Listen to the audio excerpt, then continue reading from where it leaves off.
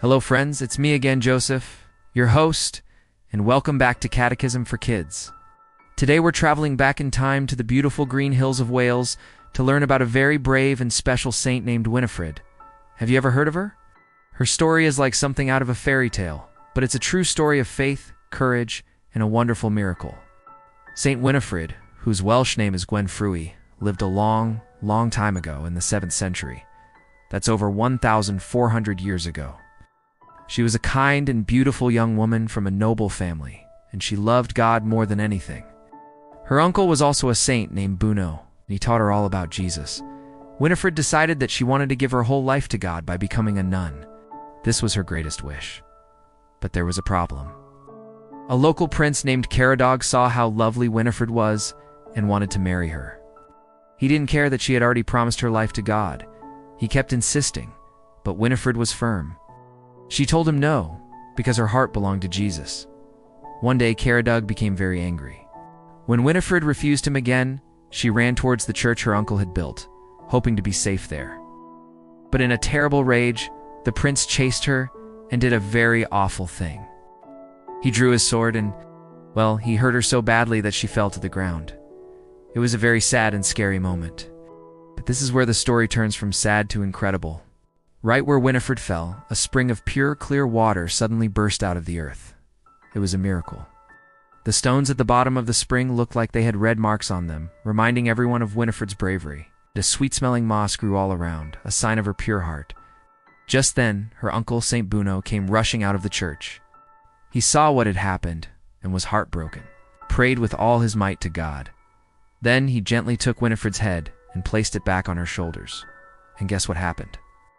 God answered his prayer. In an instant, Winifred was brought back to life. She was completely healed, with only a thin white line around her neck, like a tiny necklace, to show what had happened. It was a sign of her martyrdom, a mark of her great love for God. And what about the angry Prince Catechism? Well, legend says that after Saint Beuno prayed, the ground shook and opened up, and Catechism was never seen again. This showed everyone that God protects those who are faithful to him. After this amazing miracle, Winifred was more dedicated to God than ever. She became a nun, just as she had always wanted. She later became the abbess, which is like the mother leader of a convent, and she led many other women in a life of prayer and goodness. She lived for many more years, always with the white scar on her neck as a reminder of God's incredible power and love.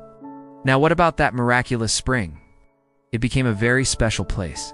The town that grew around it is now called Holywell, which means Holy Spring. For centuries, people have traveled from all over the world to visit it.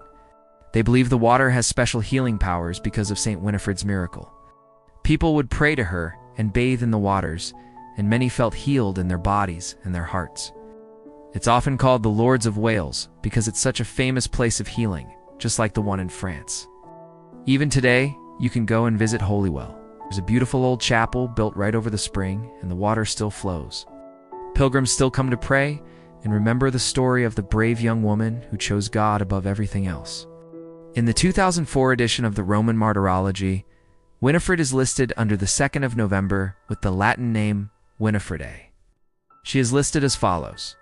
At the spring located at Holywell in Wales, Saint Winifred the Virgin, who is outstanding in her witness as a nun, Winifred is officially recognized by the Vatican as a person with a historical basis, who lived an exemplary religious life, but with no discussion of miracles which she may have performed or been healed by. As a first millennium saint, she is recognized as a saint by popular acclaim, rather than ever being formally canonized. In the current Roman Catholic liturgical calendar for Wales, Winifred is commemorated on the 3rd of November, since the 2nd of November is designated as All Souls' Day. Winifred's representation in stained glass at Llandrnog and Llanasa focuses on her learning and her status as an honorary martyr. But the third aspect of her life, her religious leadership, is also commemorated visually. On the seal of the Cathedral Chapter of St. Osoph, now in the National Museums and Galleries of Wales, Cathays Park, Cardiff, she appears wimpled as an abbess, bearing a crozier, symbol of leadership and authority in a reliquary. Her story teaches us a powerful lesson. Sometimes, very hard or sad things can happen in our lives. It might feel like everything is going wrong, But Saint Winifred shows us that God can bring something beautiful and good out of even the worst situations. Just as he turned her suffering into a life-giving spring, he can bring healing and hope into our lives too.